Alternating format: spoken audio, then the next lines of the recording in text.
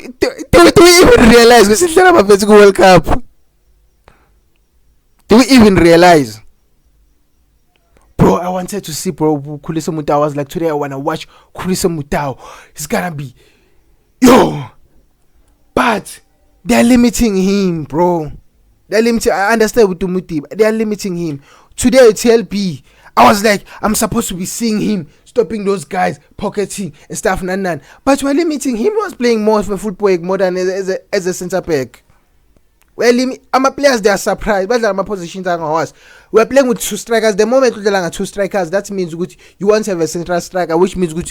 Both of them they're supposed to play with wingers, which means good on a striker. We're limiting our players. Does Urenas play? Baba Urenas Gumawilo Santans. We are with another striker. Too. Does Foster play with another guy? Do they understand like the role which they are supposed to spread? But spread so because.